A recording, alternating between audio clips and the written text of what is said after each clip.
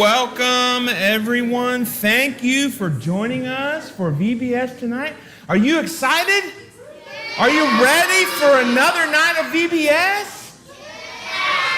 Me too. We have had such a great week so far, and this is our last night, and we have amazing things to share with you tonight about Moses, mighty by God's hand. We're going to learn some more about Moses. So we're going to do what we've done before, sing a little bit, then we'll go to class, and then we'll come back in here and we'll wrap up with some more singing.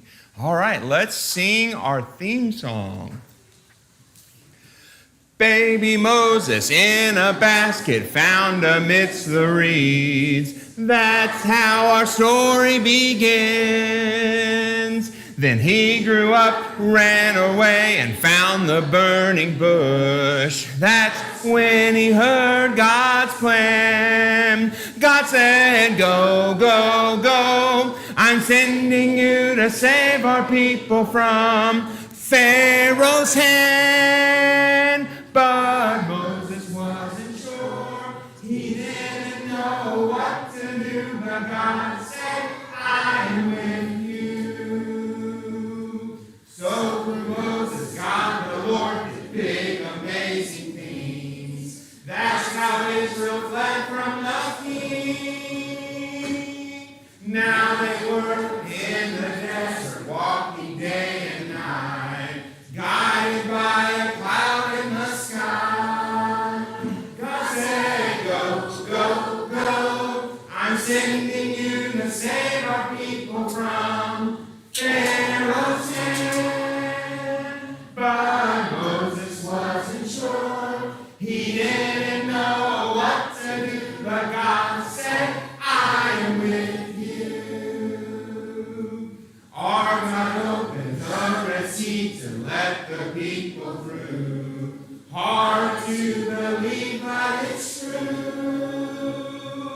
So much happened on the way to the promised land. But they were guided by God's mighty hand. God said, go, go, go. And in response, Moses obeyed, even though he was afraid. When God says, go, go, go, you may be afraid like him too.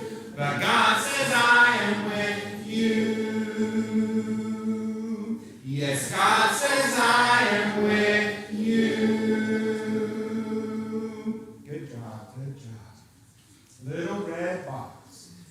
If I had a little red box to put my good friends in, I'd take them out and play with them and put them back again. And if I had a little red box to put my bad friends in, I'd take them out and pray for them and put them back again. And if I had a little red box to put the devil in, I'd take him out and beat him up and put him back again. And if I had a little red box to put my Jesus in, I'd take him out and never put him back and share him with my friends. Good job.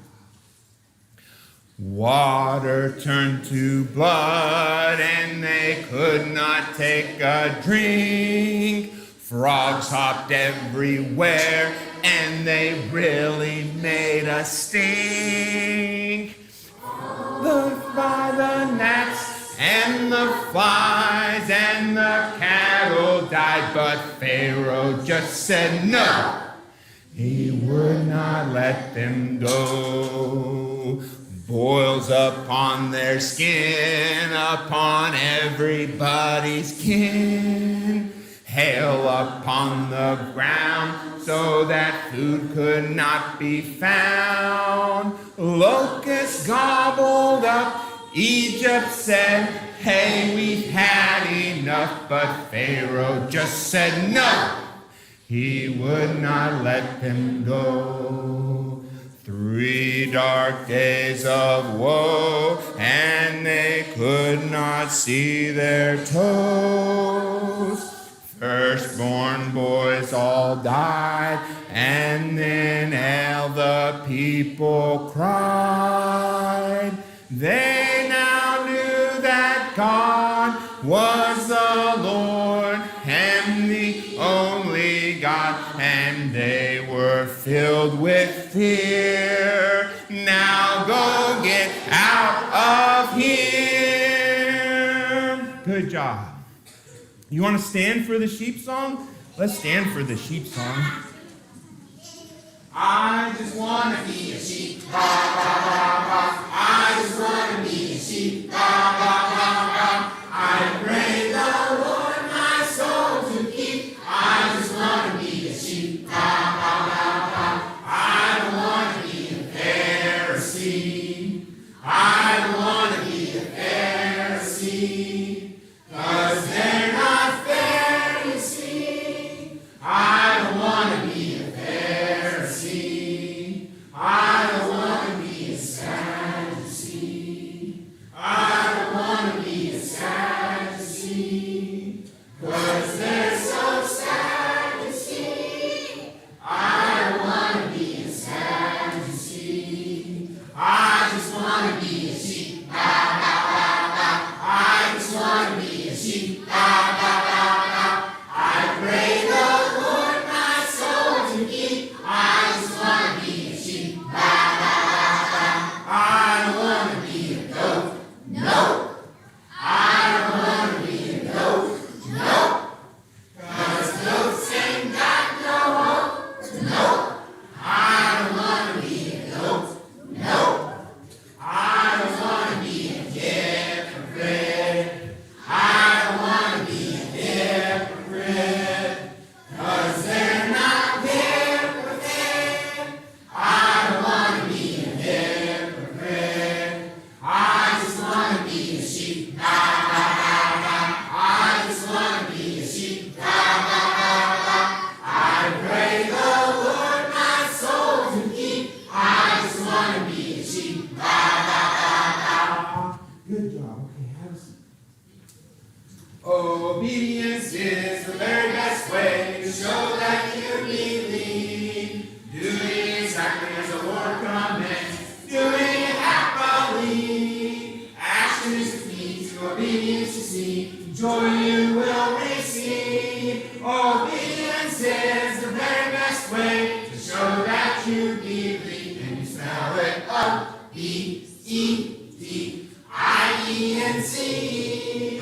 Obedience is the very best way to show that you believe. If you want to be clean, if you want to be pure, if you want to do your best, sweetly submit to authority, leading to God the rest.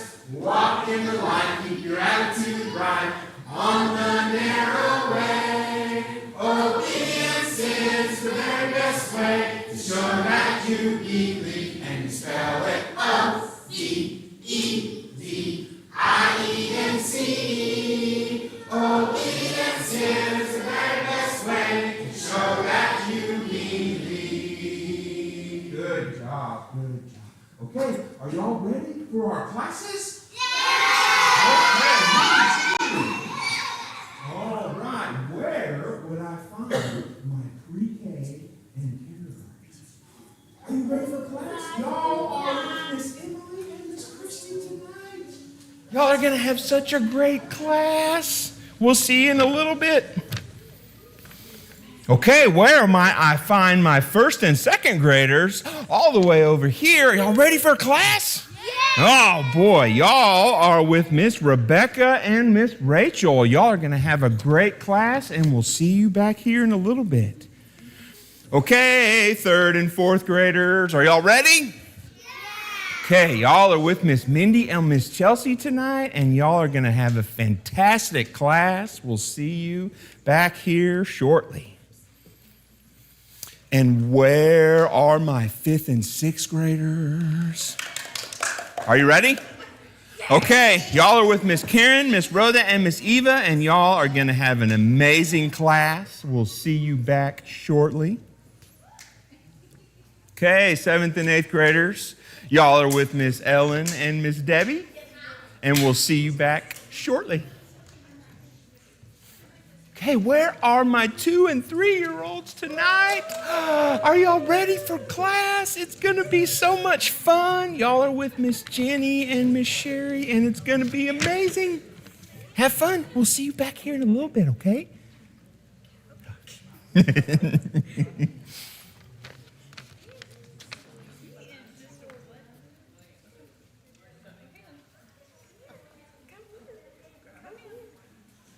This way. Yeah, this way. There you go. There we go.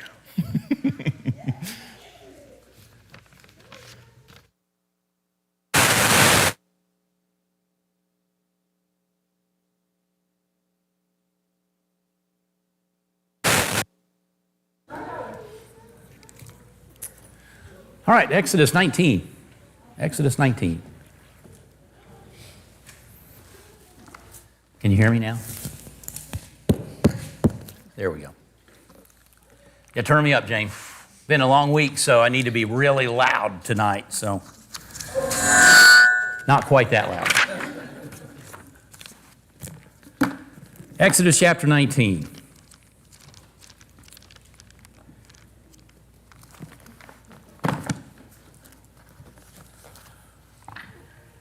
Between their departure from Egypt and their arrival at Mount Sinai, can you give me a couple of things that happened? So we're going from 14, 15. So what happens is 17 and 18. 16, 17, and 18. Nope. Nope. That doesn't come till 20. What, Bill? Battle with the Amalekites, however you want to pronounce it, okay? Battle with the Amalekites, okay? What's that? They get water, okay? Jethro gives Moses some counsel in terms of sort of dividing the leadership responsibility so he's not carrying the whole load. But there's a whole lot of what from Israel? Complaining, okay? Yeah, I mean, there's in those chapters that there's a lot of complaining that's going on, grumbling about a lack of food, a lack of water, the difficulty of their environment. This is not what they expected it to be, because where they're at is not exactly a land that flows with milk and honey, okay? As soon as they leave Egypt, where do they go?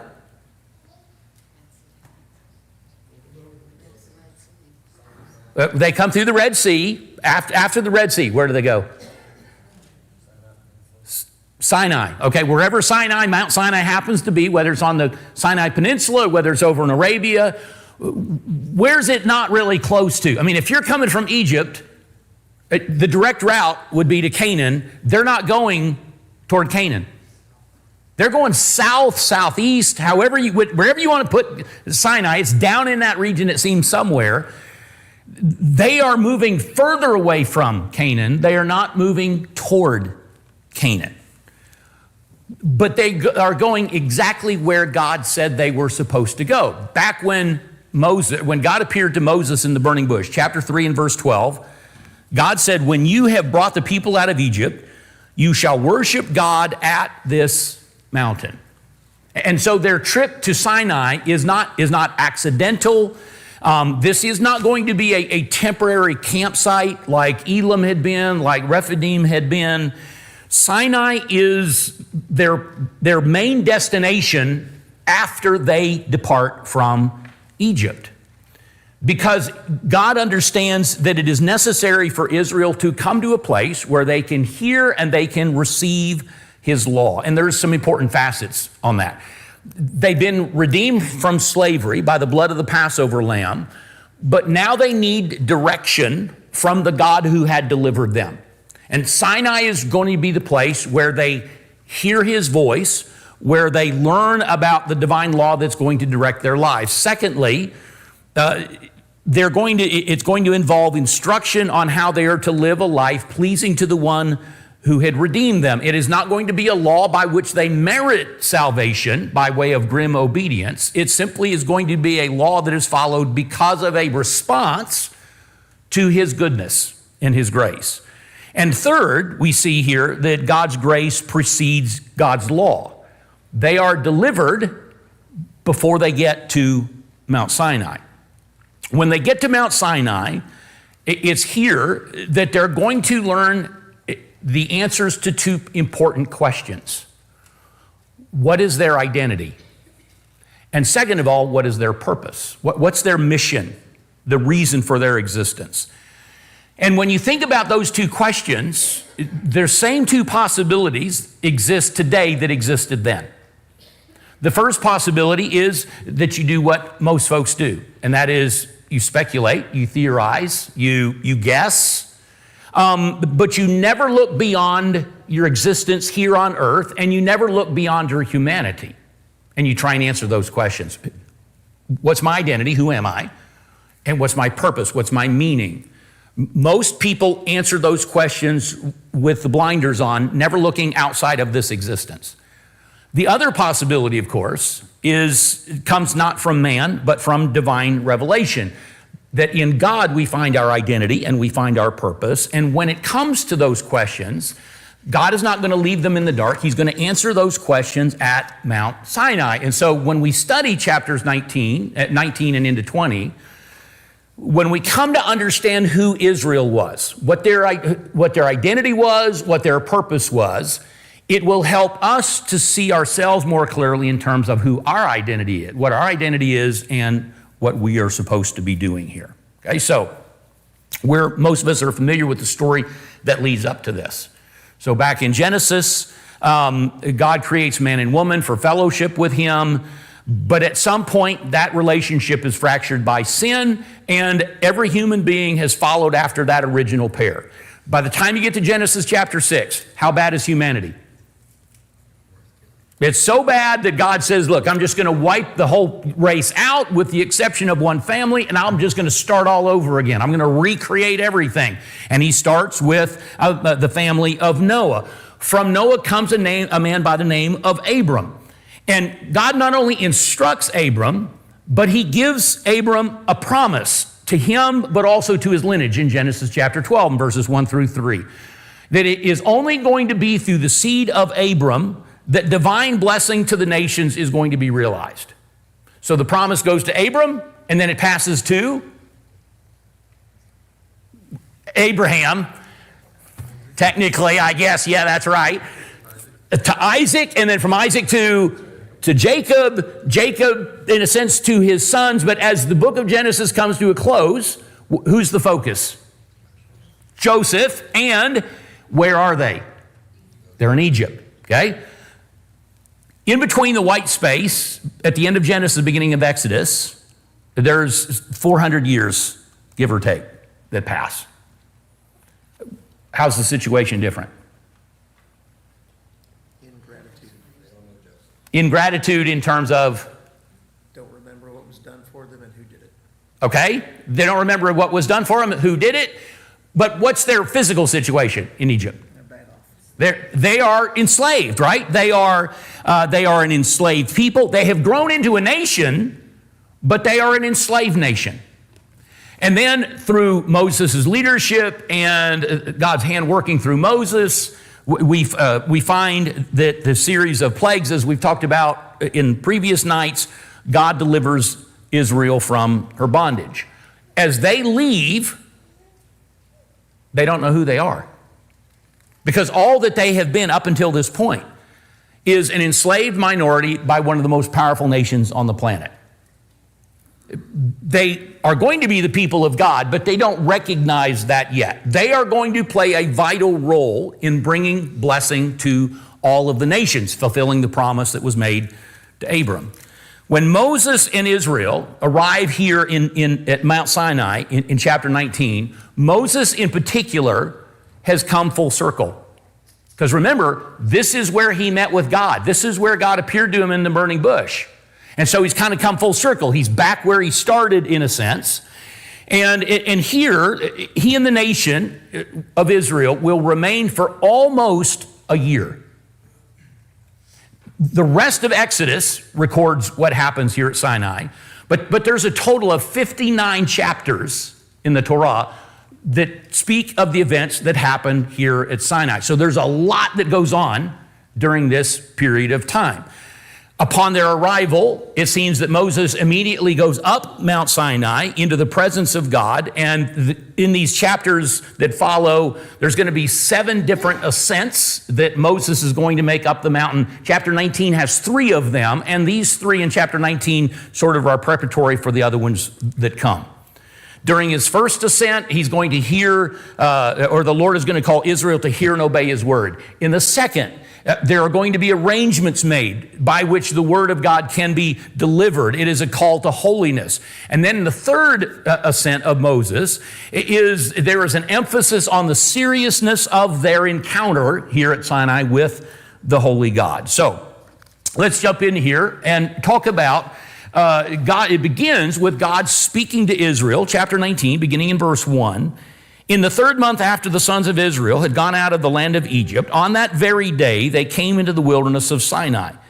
When they set out from Rephidim, they came to the wilderness of Sinai and camped in the wilderness, and there Israel camped in front of the mountain. Moses went up to God, so here he ascends upon their arrival, and the Lord called to him from the mountain, saying, "Thus you shall say to the house of Jacob, and tell the sons of Israel, you yourselves have seen what I did to the Egyptians, and how I have bore you on eagle's wings, and brought you to myself. Now then, if you will indeed obey my voice and keep my covenant, then you shall be my own possession among all the peoples, for all the earth is mine. And you shall be to me a kingdom of priests and a holy nation. These are the words that you shall speak to the sons of Israel." So Moses came, called the elders of the people, and set before them all these words which the Lord had commanded him. All the people answered together and said, "All that the Lord has spoken, we will do." So stop right there. God does 3 things, okay? He points them to the past. He wants them to look backward and to think. He also directs their mind to the future. He informs them of where all of this is heading. And second and third, he wants them to consider what they are to be in the present to fulfill what they are supposed to be in the future. And so in verses 3 and 4, it begins with their past salvation. The words that God delivers is not just for Moses. This is not about his own personal communion with God. God says, "Look, Moses, I'm delivering a message to you, and I want you to deliver that message back to the people of Israel." You'll see that in verse 3 and also in verse 6. And his message is pretty simple, at least one part of it. In a sense, remember. I want you to remember. Verse 4 really is a summary of Exodus chapter 6 through chapter 18. He wants them to think back to what he had done in destroying Egypt in order to bring them out here to Sinai to himself. Now, keep in mind, it's less than 3 months following their departure. Prior to this, they were a people who were being whipped and beaten. They were slaves who were being exploited. Less than 3 months prior to this, they were being savagely mistreated, even to the point of state-sanctioned infanticide. Their male babies were being killed. And in their misery, Mark talked about from chapter 2 on Sunday night, they cry out to God in their misery at the end of Exodus chapter 2. Less than 3 months ago, they have seen what God did to Egypt in response to their cries, how they walked through the Red Sea. They've experienced God's deliverance firsthand. And he describes it here as that he has borne them on as though on wings of an eagle. So he brings them out here to Sinai as a liberated, redeemed people. They are now welcomed into his presence, and they are offered a covenant of promise, not based on their own merit. What have they done to this point? Complain, okay? There's nothing that they've done to merit this, right? This is what God has done for them. Now, we've read ahead, so we know what's coming. What's coming in chapter 20? The what? The Decalogue, the Ten Commandments, okay? We know that's what's coming. The law, the giving of the law. But understand, whatever is coming is based on what God has already done. Their obedience to the law, them living as the people of God, is going to be founded on the grace that God demonstrated in saving them. And so their obedience to what God is going to say in chapter 20, it does not come by some way of sterile legalism. It's not blind adherence to a list of divine do's and don'ts. It really should be the natural response to the things that God has done for them. And so whether we're talking about Israel at Mount Sinai centuries ago, or whether we're talking about us today in the 21st century, everything that we do as the people of God must come in response to our understanding and our appreciation of the grace that God demonstrated to us in the past. And in particular, what are we looking back to? When we were in bondage, but the cross in particular. What God did for us at the cross, okay? Some people, we talked about this in Romans class, some people believe that the difference between the Old Testament and New Testament is in the Old Testament, people were made right by the keeping of the law. And in the New Testament, people are saved by grace and the blood of Jesus. The reality is that any person who has ever been saved has been saved by pretty much the same thing, and that is by grace through faith. Never been by keeping the law. So whatever God calls us to do in terms of our purpose, it must always be set within the context of what he has done for us already. We see that in Romans 5, verse 6. While we were still helpless, Christ died for the ungodly. Verse 8, but God demonstrates his own love towards us in that while we were yet sinners, Christ died for us. 1 John 4, verse 10, in this is love, not that we love God, but that he loved us and sent his son to be the propitiation for our sins. And so any response of love to God on our part needs to come in response to God's love for us. And in particular here for Israel, it's their memory of what God had done for them. And Mark talked about this, that the Exodus is perhaps the most important event in the entire Old Testament. Israel is constantly looking back to this event. Why? Because that's what should motivate them to obedience. That's what should motivate them to keep or to guard the covenant. And then in verse 5, he talks about their future purpose. You'll notice there's a shift from the past tense in verse 4 to the future tense in verse 5. His act of deliverance is done, but now God informs them, all right, here's why I saved you. This is your purpose. This is your reason. Now, in the account here, where is God?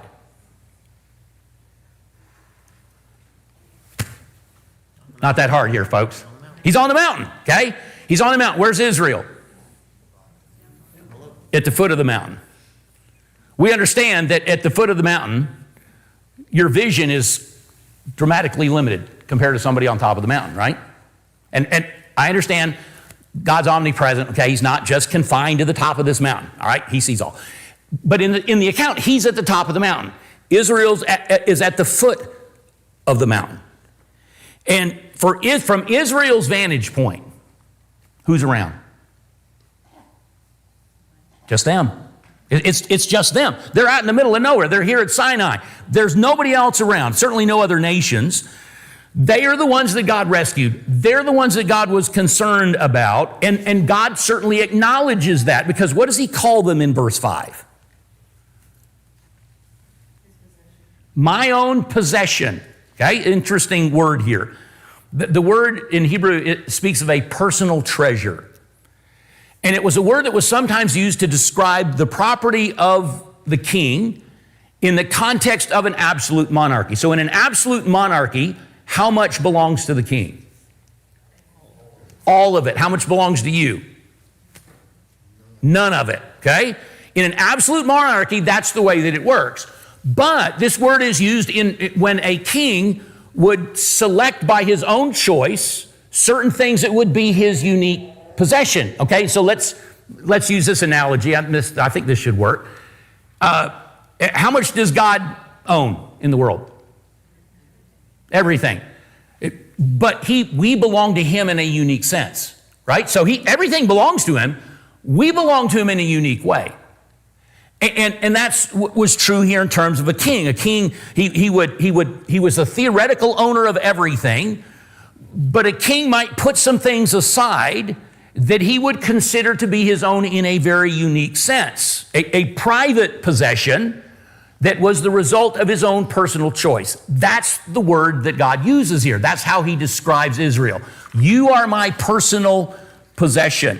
I have made a personal choice of you. And Israel is not to make the mistake of thinking that because of that, they're the only ones on the planet that God's concerned about. Because at the foot of the mountain, they could be easily deceived into thinking they're the only ones God cared about. But if you'll continue reading in verse 5, who's God see from the top of the mountain? All the peoples, right? He says the whole earth, all the earth is mine. And so Israel is not going to be separate from the world. They're not going to be God's own personal possession in some private manner, but rather that they will be used by him for a special purpose. And it's here at Sinai that God's plan for human redemption really begins in earnest. Here is the nation of people through whom God is ultimately going to bring the Messiah. And it all starts with one nation. He rescues one nation from bondage and slavery, but his purpose in doing that is ultimately to provide deliverance from slavery and bondage to every nation of people on the planet. And so while God's just interacting with one group of folks here at Sinai, his purpose for them, his agenda for them, it is much bigger than this local context. They are the people he wants to use to bring blessing and salvation to a host of other people. And so when we read through the Old Testament, the focus of the camera is predominantly on who? Israel, right? Especially from Exodus forward. It's predominantly on the nation of Israel, his chosen people with whom he has a close relationship, in whom he is a covenant relationship. They are a special focus. But what's their purpose? Their purpose involves all nations of the earth. They are going to be part of God's plan to bring salvation and blessing to all the nations of the earth. And at this point in time, they're not aware of this. Like Israel, God points us back to the cross. And he says, look at what I've done for you. Look at what I've done to bring you into relationship with myself. But understand, I haven't done it just for you. Who's he also done it for? People that we have contact with, to bring them into the kingdom. Okay, so our purpose parallels theirs. And then in verse 6, how are they going to live in that world in order to fulfill God's purpose? And so here's the present instruction in verse 6. He says, you shall be to me a kingdom of priests and a holy nation. They're not only his covenant possession, not only his covenant people, not only his possession, but they are a kingdom of priests. It's an interesting reference here because where does the priesthood come in? Let me rephrase the question. Has the priesthood come in yet? Not officially, okay? So who's he calling a kingdom of priests? All of them, okay? So what's the function of a priest? Mediator, okay, between God and man, okay? So a priest takes men and brings them to God and brings God and connects them to men. God says that's going to be your role. By the way, this is the only time this phrase is used in the entire Old Testament. God is speaking in terms of the purpose for which he wants to use the nation of Israel. You will be priests for the nations like your priests are priests for you. You're going to be my representatives. You're going to be my middleman, my mediator between me and the rest of the nations. That same role has been charged to us. 2 Peter chapter 2 and verse 9. Guess what Peter quotes? What passage Peter quotes?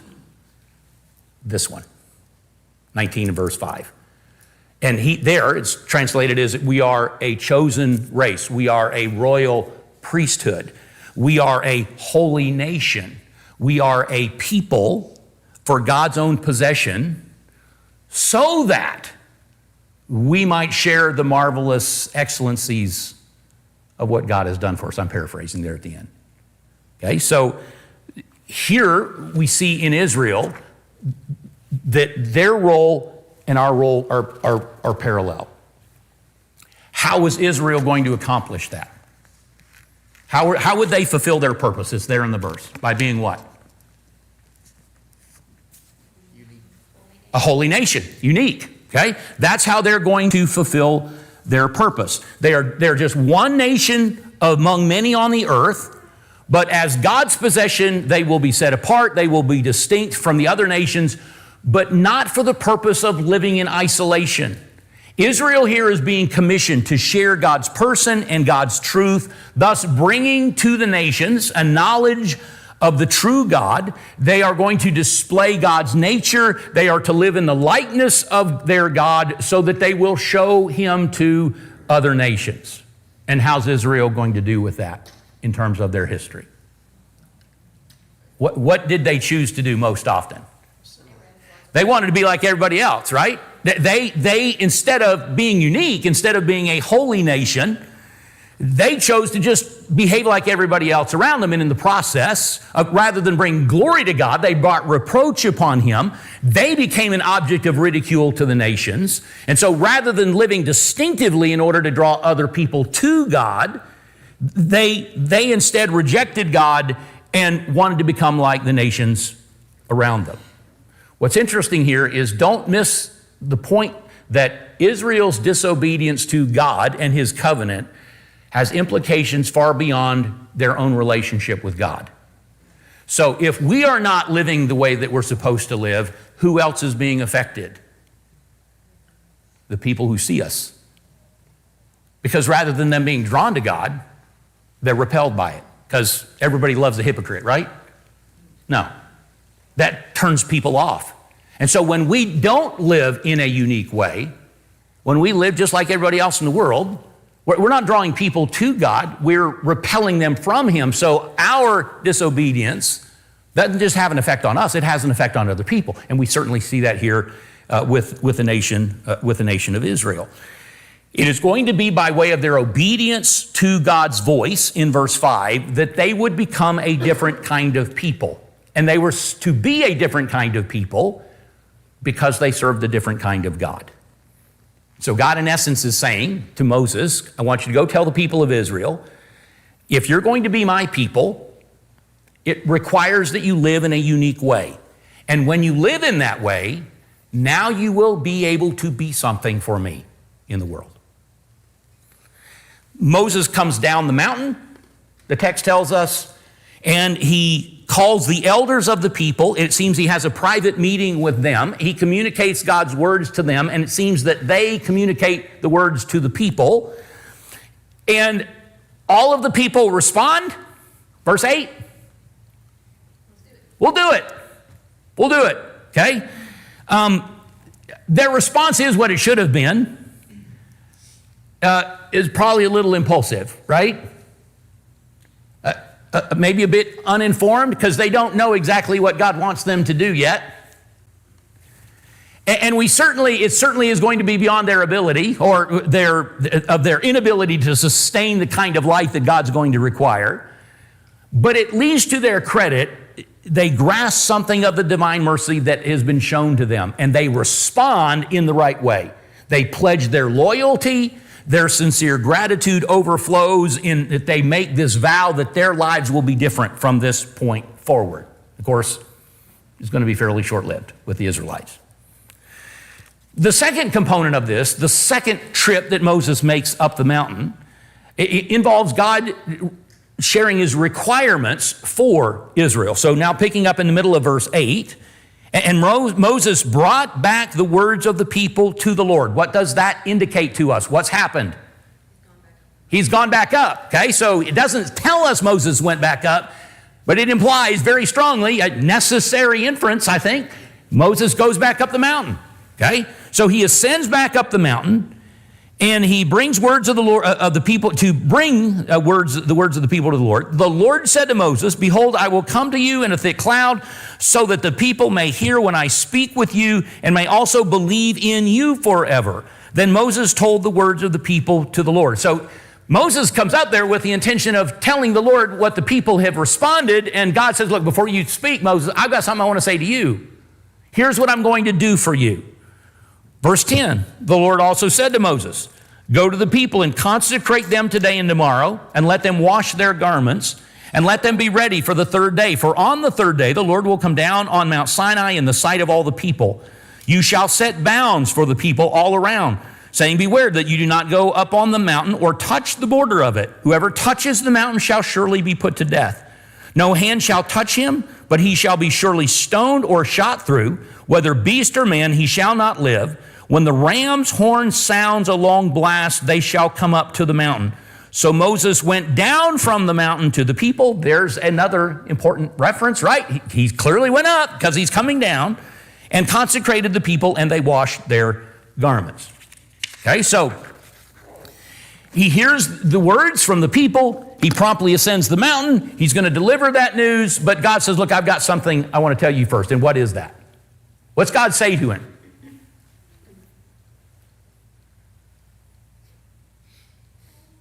Not everybody at the same time. Well, before that, what's he say? What does he tell Moses?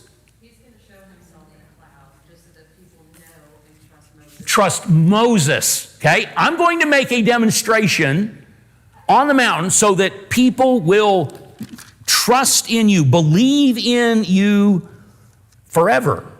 Okay, so what's been part of the problem since they left Egypt? Who don't the people trust? Don't trust Moses. You see it when it comes to food. You see it when it comes to water. You see it when it comes to the environment, the quail in chapter 16 and 17. Okay, so it's obviously a reflection on the Lord too. They don't trust him, but they're directing their complaints to Moses. He's the leader, okay? And in order to eliminate any further opposition to Moses moving forward, God says, "Look, I'm going to speak directly to you, Moses, out of the cloud in the hearing of the people." The cloud, of course, being that demonstration of God's terrifying presence, because it is vitally important that the people trust Moses as the mediator between them and God. He is the link between the God who delivered them and they themselves as the people who don't have or won't have the access to God that Moses does. Beginning in verse 10, God relates some additional instructions that involve preparations that are to take place as they approach the mountain in order to meet with God. And what were they supposed to do? Consecrate themselves. What's that about? Here's my answer. I don't know. They did something, okay? It doesn't tell us specifically, but there is one thing that's specifically mentioned. Wash their clothes. They were to wash their clothes. Whatever is going on, it is certainly being made clear that they cannot approach God the way that they are. That they are about to do something, understand, they are about to do something that no other nation on the planet's ever done. They're going to meet the creator of the universe. They are going to meet their king. They are going to hear his voice. But note that for the people to meet God, they're not going to follow Moses up the mountain. They're not going up with Moses. For them to even come close to the mountain, what do they have to first of all hear? The ram's horn, the trumpet, okay? So look, you can go make all the preparations you want. You don't go anywhere until you hear the blast of the ram's horn. Further accentuating the need for holiness, any premature movement toward the mountain by either man or beast results in what? Death. And death to the point that what are the executors not to do? Don't touch them. Don't touch them. Stone them, shoot them through with an arrow, but do not touch them. Limits are placed around the mountain, the border. What's all this emphasizing? You come before God, you better be prepared. You better be holy.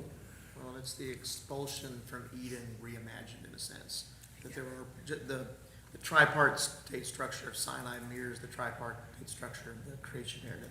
And God is basically saying, just like I kicked you out of Eden, this is because I'm still there, this is where I am. And because of my unique nature, you ain't coming up. You're not coming up here. And there's going to be there's going to be a 3-level that we see here. Well, okay, I'll just jump into it, but never mind. I'll pause. We'll come back to it. We'll come back to that. You have to prepare yourself, but even after you prepare yourself, you got to wait for God to tell you it's okay. You can't just decide that on your own. All of this, it serves to emphasize the holiness of God, the unholiness of the people, and the seriousness of what is about to occur. You'll notice in verse 14, Moses goes back down the mountain. He consecrates the people, whatever was involved in that. And he also says, interestingly, he says, wash your garments. But in verse 15, he said to the people, be ready for the third day, do not go near a woman. Now, God didn't say that, at least not that it's recorded for us. It may be that, look, what is about to occur requires some sober reflection. Your attention needs to be focused solely on the Lord. You need to set aside, to renounce earthly desires until you meet with God. Holiness was to permeate every Israelite's mind as they continued to wait. And it was a strong reminder to them, look, they are unworthy to approach God on their own.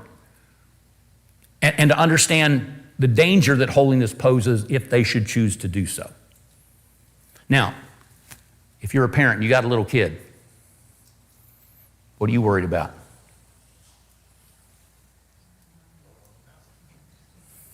Little Johnny running out there, he's going to go play up on them rocks. But if you're a shepherd, what are you worried about? Your best sheep. I mean, you're on the alert. You are on the alert. You're protective to ensure that you don't lose a kid or lose a valuable animal.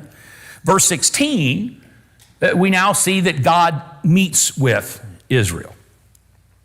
So it came about on the third day, when it was morning, that there were thunder and lightning flashes and a thick cloud upon the mountain and a very loud trumpet sound, so that all the people who were in the camp trembled. And Moses brought the people out of the camp to meet God, and they stood at the foot of the mountain. Now Mount Sinai was all in smoke because the Lord descended upon it in fire, and its smoke ascended like the smoke of a furnace, and the whole mountain quaked violently. When the sound of the trumpet grew louder and louder, Moses spoke, and God answered him with thunder. The Lord came down on Mount Sinai to the top of the mountain, and the Lord called Moses to the top of the mountain, and Moses went up. Third time he's gone up the mountain in this chapter. Then the Lord spoke to Moses, go down, warn the people so that they do not break through to the Lord to gaze, and many of them perish. Also let the priests who come near to the Lord consecrate themselves, or else the Lord will break out against them. Moses said to the Lord, the people cannot come up to Mount Sinai, for you warned us, saying, set bounds about the mountain and consecrate it. Then the Lord said to him, go down and come up again, you and Aaron with you, but do not let the priests and the people break through to come up to the Lord, or he will break forth upon them. So Moses went down to the people and told them. Okay, so the morning of the third day, there is this awesome demonstration of power and majesty as the Lord descends on Mount Sinai. There's claps of thunder and flashes of lightning, and a thick cloud envelops the mountain to veil his glory. And then comes the sound of the trumpet. And what was that an indication for Israel to do? Go to the mountain. Okay, so wherever they're at, they're back away from the mountain, but now there has been a call to go to the mountain. And everybody in Israel is like, man, let's go, guys. No, they're afraid. They tremble. And they're not the only thing shaken, right? Because the mountain is quaking as well. The powerful reality of God's presence on the mountain causes them to fear, and understandably so. And Moses leads them out to finally meet their deliverer. And as he does so, the trumpet volume increases. And in the midst of all of this, Moses speaks to God, and God answers him. As the Lord descends on Sinai, he calls Moses to ascend the mountain, thus revealing to the people of Israel, God does in fact speak directly to him. All of Israel hears God speaking to Moses. And he instructs him to come up into my presence. Moses does what nobody else wants to do, right? Nobody in Israel wants this job. Moses is going up. Nope, we'll let Moses go up. And we'll see that toward the end of chapter 20. They are very content. Hey, you just go find out what God wants us to know. You come back and tell us. From a human standpoint, it seems like everything is in order, right? There have been the days of preparation have been completed. The trumpet has sounded. The Lord has appeared as he promised. He converses with Moses in earshot of Israel. And thus there's this establishment of the divine lines of communication. But from a divine perspective, there's an issue that still needs to be dealt with. God sends Moses back down the mountain to emphasize an important point. Israel, understand, your holiness is not the same as my holiness. And what's Moses say? You already told us that. How gracious is God? What does he know about Israel? They don't always follow instructions, right? Okay?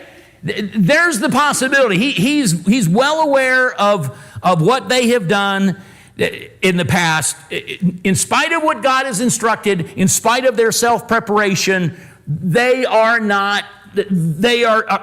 can never truly satisfy the holy demands of God. Anything that they do on their own does not make them fit to go into God's presence.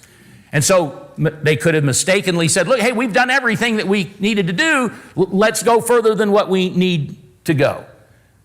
They could have rationalized. They could have presumed. They could have said, look, hey, we have the liberty now to go beyond certain boundaries that God's established. Or they could be approaching God simply out of curiosity. In other words, their motive is skewed. Here's an interesting reference. Even the priests. First appearance of that word in the Old Testament. What priests?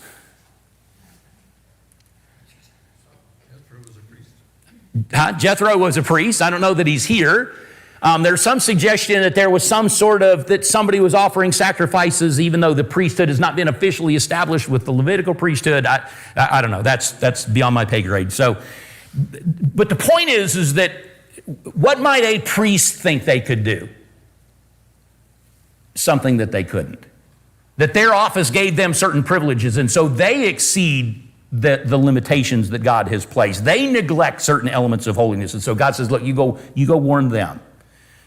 Go back down the mountain, issue a warning to the people and the priests. And Moses says, well, you've already told them that. And God says, I want you to go anyway. Because in light of Israel's past, he kind of had reason to be suspicious, didn't he? Of Israel's behavior. How do they respond to stressful situations? Not so well, right?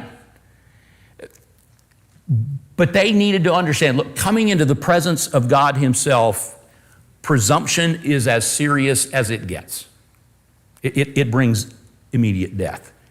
And so the warnings of God make sense, but they are especially gracious. I'm going to tell you one more time. Don't do this. There's a great lesson here in terms of our own presumption. There's a warning about us foolishly assuming how far grace goes, to reject reverence, to casually come into the presence of God, ignoring the vast gulf that separates deity and humanity. So there's a lesson here for us as well in terms of understanding God's holiness. Verse 24 is interesting in that Aaron is allowed to ascend the mountain, but it seems he doesn't go to the summit with Moses, but he's not left down below either. And here we see what is later going to be in the tabernacle and the temple. How many guys could ascend to the top? How many guys could go into the Holy of Holies? One guy. One. Who could go into the next place? The holy place. Who could go in there? Priests who were descended from Aaron. Where's everybody else? They're at the foot. They're in the outer court. So it seems like the structure of the tabernacle and the temple is built on what we see here at Sinai. One man only goes into the presence of God. There are those that are connected to Aaron. In this case, it's actually Aaron, that have a little greater access, but the people are at the foot of the mountain. They're in the outer court. The priests go in and they represent them before God. The chapter ends with Moses descending, doing as he's been instructed to do, preparing them to listen to the words of God, and emphasizing the privileged status that they have as his people. Now, that brings us to chapter 20, and here we find God's law for Israel. These verses are among the most familiar text among even worldly people. These are some of the most pondered and memorized and read text in all of the Word of God. And even people on the street know what the Ten Commandments are about. If you don't believe that, just go try and get people, hey, I think we need to put the Ten Commandments on a government building. They know what the Ten Commandments are, right? We commonly refer to them as the Ten Commandments. The Hebrew actually reads the 10 words. And interestingly enough, that phrase is only found 3 times in all the Old Testament. So what we refer to them as over and over and over again, the Bible doesn't refer to them a lot by that. Theologians refer to it as the Decalogue, which is basically just Greek for 10 words, okay? When you think about the 10 Commandments, they're a bit misleading because these commands are much more than just a list of rules. When people hear 10 Commandments today, worldly people in particular, what they envision is this harsh, exacting list of demands that God carved into cold stone before God became a Christian. This is Old Testament. He's a different God. You get over in the New Testament and he's a different God there. They don't recognize the grace and the love that's in this legislation. They hear clanking chains. They hear the rattle of padlocks. They interpret God to be saying in no uncertain terms, here's my list of rules. Don't step out of line. If you violate one of these, I will crush you like a bug. And it's that flawed perception of God and his law that's kind of started all of this back in the beginning, right? Because what was Satan able to convince Eve of? God's law is harsh. God doesn't want you to enjoy things. God doesn't want you to know certain things. It's the same bill of goods that Satan's been selling for a long time because it works. It works. That it's a selfish attempt on God's part to keep you from becoming like him. And Eve takes the hook. As a result, people today, they hear the 10 Commandments, they see something that's negative and narrow, they see something that's confining and cold, and even well-meaning religious people can sometimes be guilty of trying to always set grace and law in opposition. Here, the law becomes a reflection of grace. It flows out of grace, and we'll see that here in just a second. They oftentimes are allies. Not every time. Paul, we see that in the book of Romans. They're not allies in the book of Romans. But in a lot of the Bible, they are allies. And nowhere is that more evident than here in these 10 words. Beginning in chapter 20, verse 1, then God spoke all these words, saying, I am the Lord your God who brought you out of the land of Egypt, out of the house of slavery. You shall have no other gods before me. You shall not make for yourself an idol or any likeness of what is in heaven above or on earth beneath or in the water under the earth. You shall not worship them or serve them. For I, the Lord your God, am a jealous God, visiting the iniquity of the fathers on the children, on the third and fourth generations of those who hate me, but showing loving kindness to thousands to those who love me and keep my commandments. You shall not take the name of the Lord your God in vain, for the Lord will not leave him unpunished who takes his name in vain. Remember the Sabbath day to keep it holy. 6 days you shall labor and do all your work, but the seventh day is the Sabbath of the Lord your God. In it you shall not do any work, you or your son or your daughter, your male or your female servant, or your cattle or your sojourner who stays with you. For in 6 days the Lord made the heavens and the earth, the sea and all that is in them, and rested on the seventh day. Therefore the Lord blessed the Sabbath day and made it holy. Honor your father and mother, that your days may be prolonged in the land which the Lord your God gives you. You shall not murder. You shall not commit adultery. You shall not steal. You shall not bear false witness against your neighbor. You shall not covet your neighbor's house. You shall not covet your neighbor's wife, or his male servant, or his female servant, or his ox, or his donkey, or anything that belongs to your neighbor. God's list of rules are not just this list of ice-cold justice. They're not emotionless. They're emotionless directives. They are coming from a loving God who wants the very best for his creation, and they flow out of his gracious nature. This is not instruction coming from a divine drill sergeant. What has God just done for these people? Gave them a weekend. Okay, yeah, he did that, I guess. What else? What did he just do for them? He delivered them. He redeemed them. He saved them from slavery and bondage. He gave them a weekend. I know. After 400 years of bondage, God does not bring them out to Sinai to brutalize them with more slavery. That's not what this is about. They are his possession. They are his kingdom of priests. They are to be a holy nation. How are they going to be a holy nation? By following these laws. That's how. Before God gives Israel his 10 words, you'll notice that there is a reminder. I want you to remind them how much I love them. Remind them how much I care for them. Remind them of what I have done for them.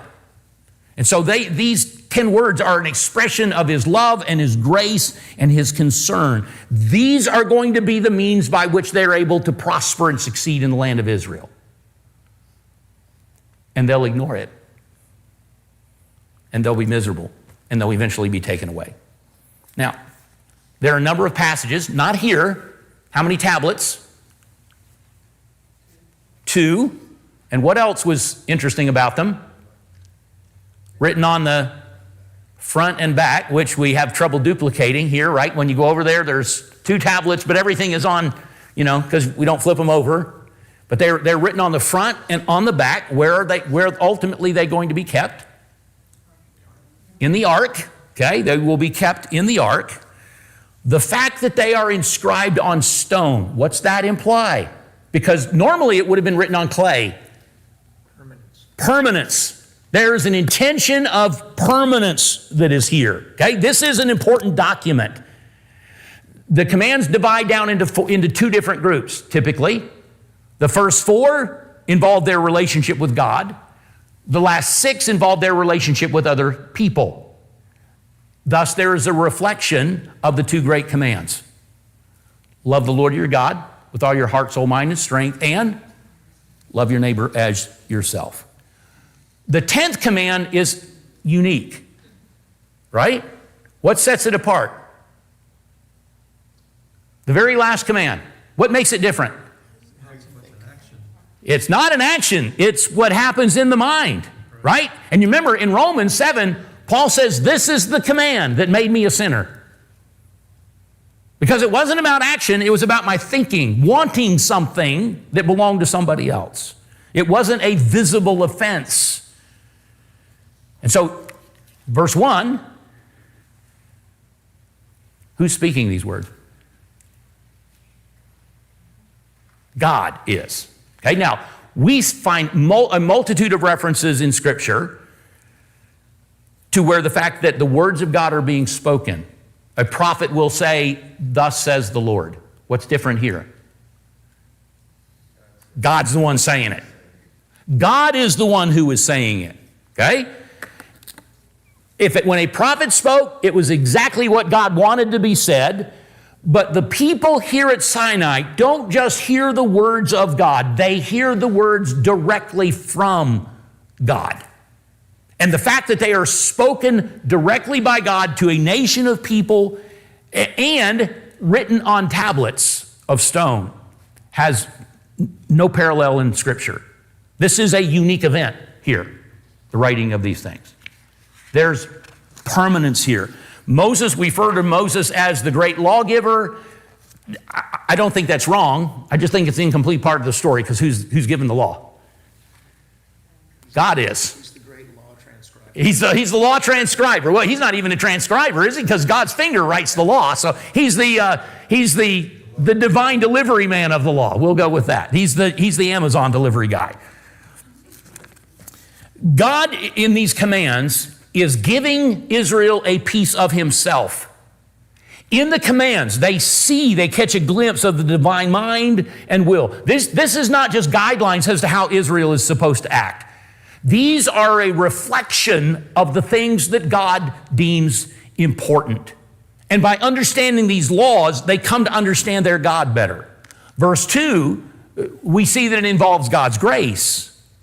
I am the Lord your God who brought you out of the land of Egypt, out of the house of slavery. This is not a command. This is a marvelous prologue to the law. It establishes the frame of mind by which we should look at these commands. They are reminded of who God is and what God has done for them. In other words, the law is connected to grace. The law is not just some sterile set of rules that's been concocted by a distant deity to make human life difficult. They reflect his character. His likeness is expressed in these precepts. When Israel obeys these commands, whose image do they find themselves being molded and shaped into? His. And you remember, we go back to what he said in what's your purpose, Israel? They're not to have an image. We see that in the first couple of commands. No image. Why not? They're supposed to be it. When somebody looked at, what does Israel's God look like? Well, see, here's this little statue here. You know, that's my God. No. When people looked at the people of Israel, when the nations looked at the people of Israel, they were to see representations, images of Israel's God. That's our mission as well. When people look at us, they see a reflection of him. But that only happens when we're living according to his character and his nature. Before the great I am delivers this list of do's and don'ts, he reminds them of what he's done. I've delivered you. And so these precepts are set in a context of grace and love, not burden and restriction. Because he had rescued them from slavery, he's now delivering to them the requirements for their lives. It is a God of salvation that gives these laws to these people. And so grace that delivered them precedes the law that will put demands on them. The law is addressed to those who've been brought out of bondage. Its objective is not to put them into bondage. It's to genuinely set them free. And people today who think that freedom is about you just do whatever you want to do, you go wherever you want to go, you say whatever you want to say, those people are in bondage and they don't realize it. When we look at these 10 commands, these are some of the greatest demonstrations of love and grace anywhere in the Bible. They all teach us not just how to please God, but what he is like. Not grievous restrictions. The 10 Commandments are not about producing in us personal piety that we get to show off. That's how the Pharisees come to see them. They're not the means by which the people obtain divine favor and are redeemed. They've already been redeemed. They are provided in a specific historical redemptive context, and we need to keep those commands in that same context. The relationship between God and Israel has been established. Now they're learning what a redeemed life looks like. This living like this, that's how the people of God are supposed to live. If you want to be an image bearer for me, if you want to be a kingdom of priests, if you want to be my change agents in the world, here's what you need to follow. Here's how you need to live. And then we see that that God's purposes are reflected here. They provide light. God's laws provide light. When you live in a dark world, what do you need more than anything else? You need light. You need light to be able to see the way. You need light to avoid stumbling over things that would be in your way. Your word is a lamp unto my feet and a light unto my path. And it will keep Israel from engaging in a couple of dangers. It would be impossible for them to say, I really don't know what God meant by this. Because the Ten Commandments are pretty clear, right? There's no misunderstanding them. No matter what everyone else around them is doing, some things are always right and some things are always wrong.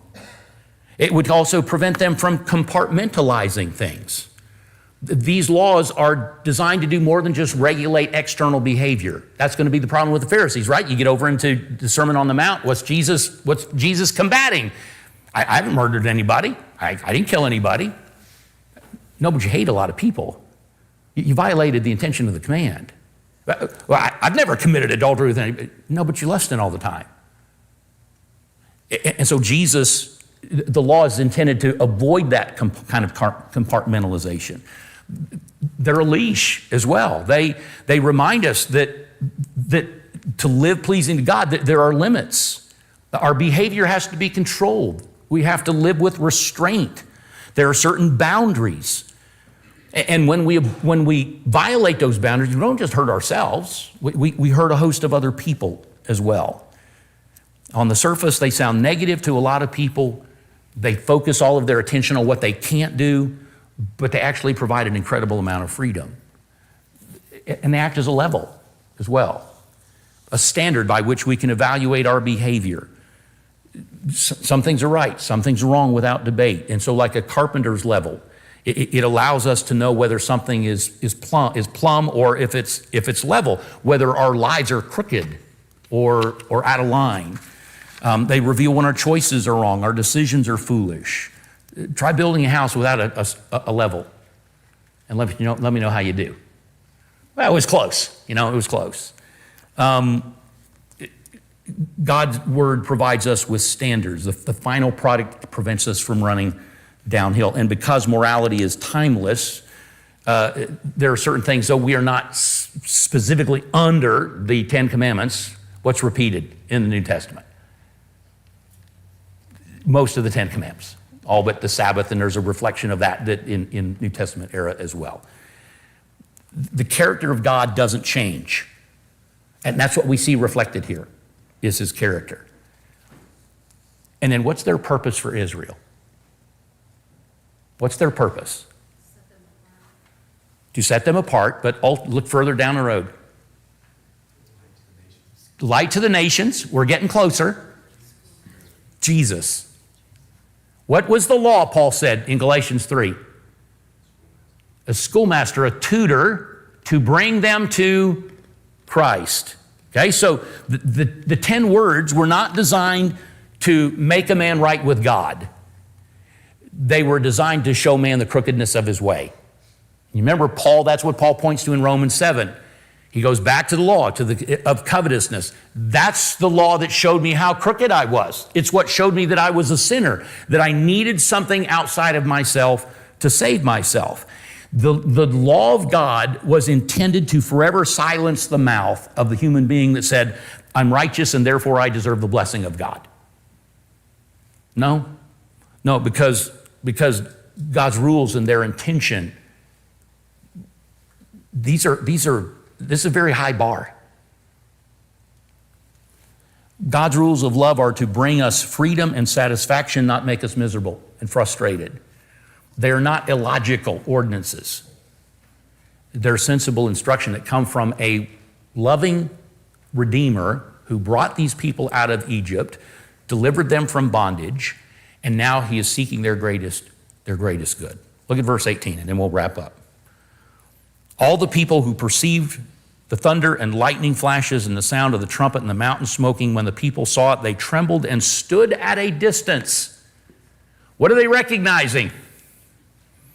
God says, hey, you can come now, the trumpet's sounding, and what are the people saying? No thanks, I'll stay right here. They kept at a distance. And they said to Moses, speak to us yourself, and we will listen, but let not God speak to us, or we will die. They don't want God speaking to them.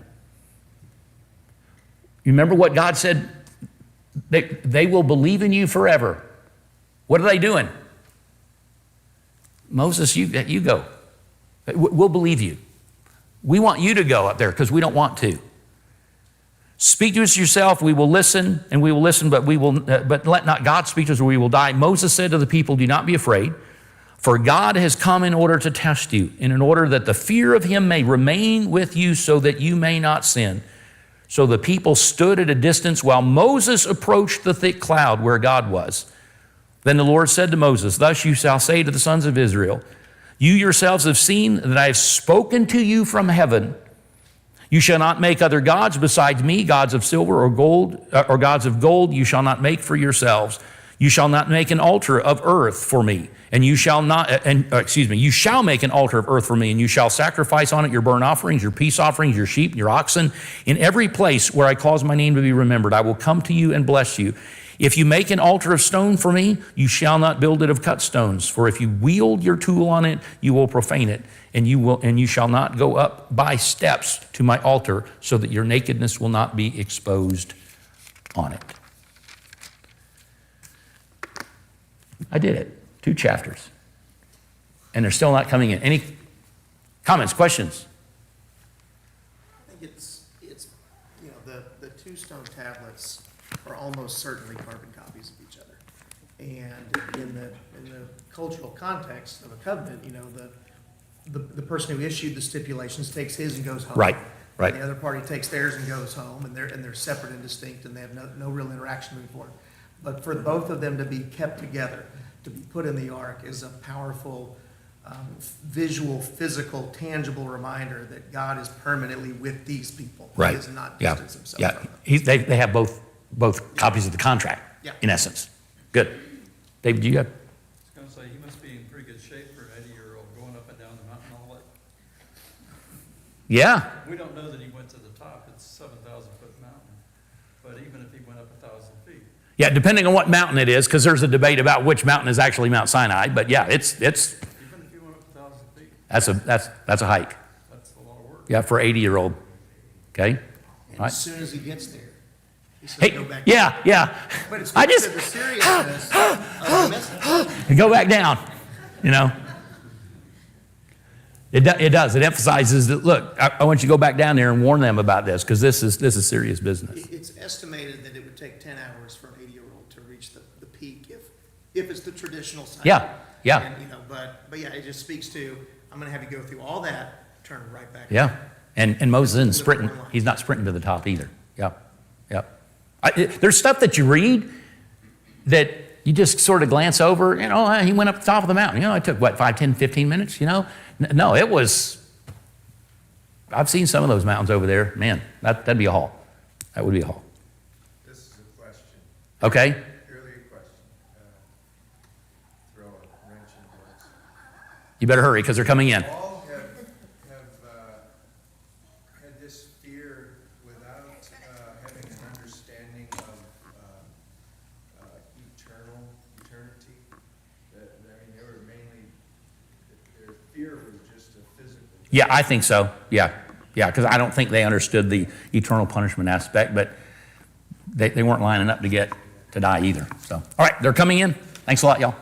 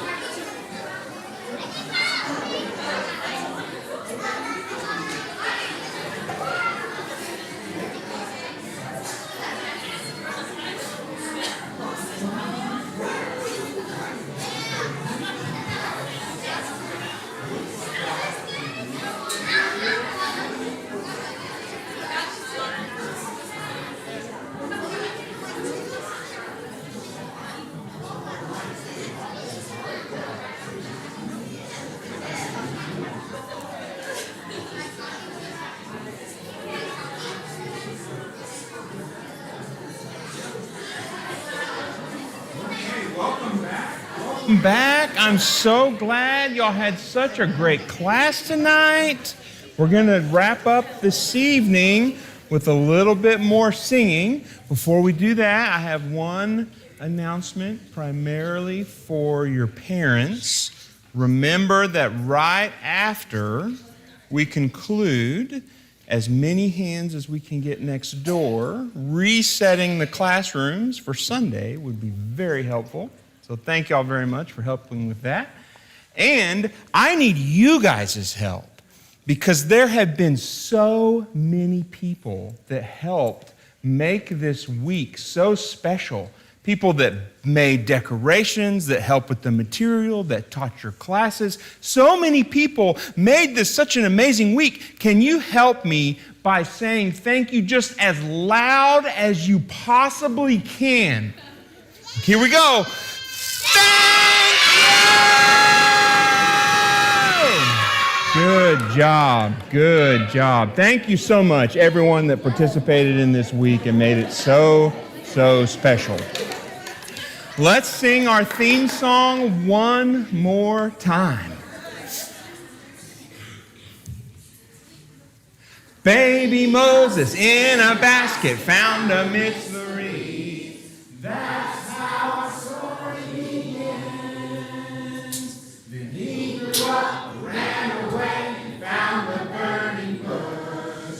That's when he heard God's plan. God said, go, go, go. I'm sending you to save our people from Pharaoh's hand. But Moses wasn't sure. He didn't know what to do. But God said, I am with you. So through Moses, God the Lord did big, amazing things. That's how Israel fled from the king.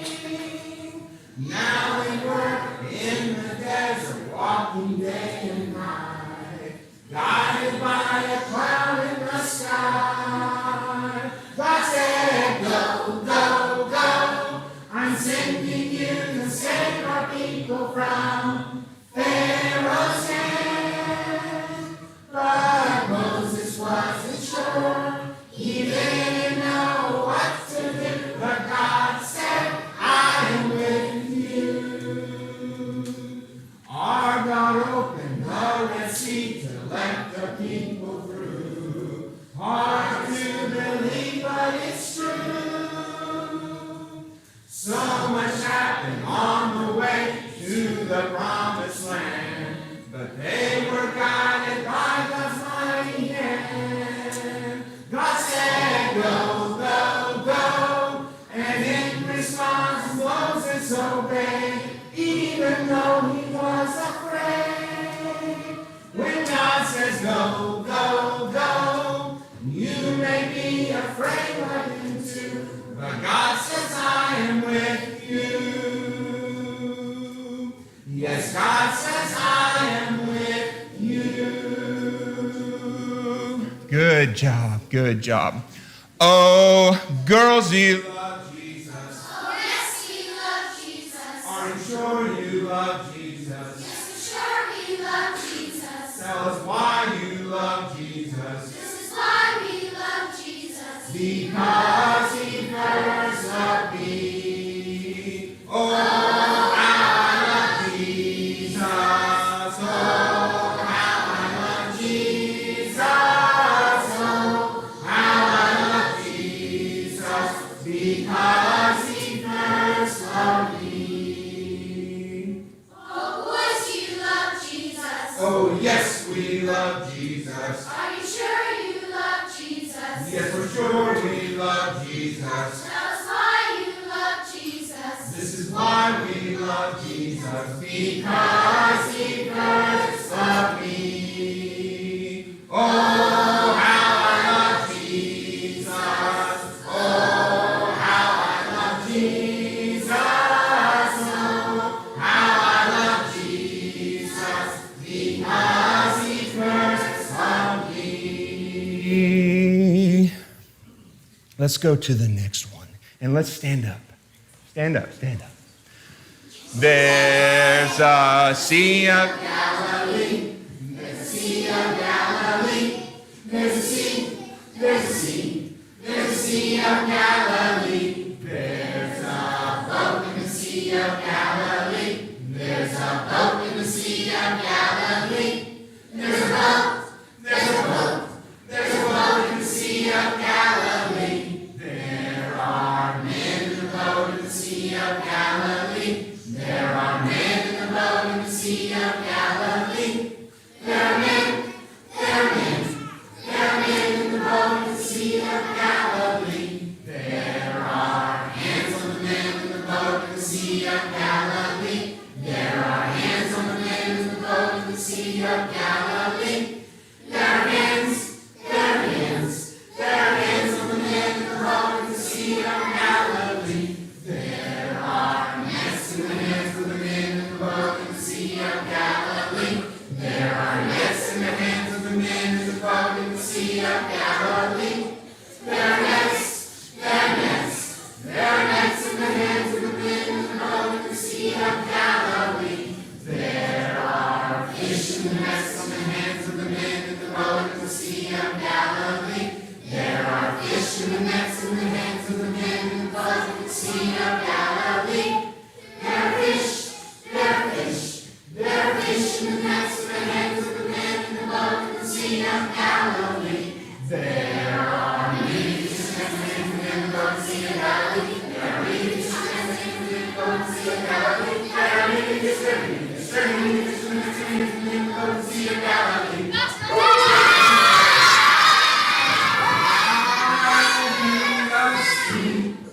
I'll be a C-H. I'll be a C-H-R-I-S-T-I-N. And I'll have C-H-R-I-S-T in my H-E-A-R-T. And I will L-I-B-E-E-T-E-R-N-L-O-Y. I'll be a C. I'll be a C-H. I'll be a C-H-R-I-S-T-I-N. And I'll have C-H-R-I-S-T in my H-E-A-R-T. And I will L-I-B-E-E-T-E-R-N-L-O-Y. I'll be a C. I'll be a C-H. I'll be a C-H-R-I-S-T-I-N. And I'll C-H-R-I-S-T in my H-E-A-R-T. And I will L-I-B-E-E-T-E-R-N-L-O-Y.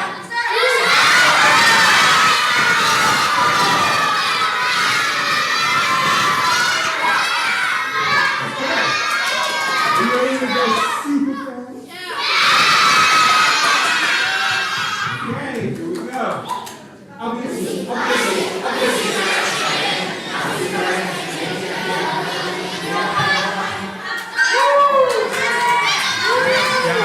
Thank you so much for joining us for VBS. We will see y'all next year at VBS.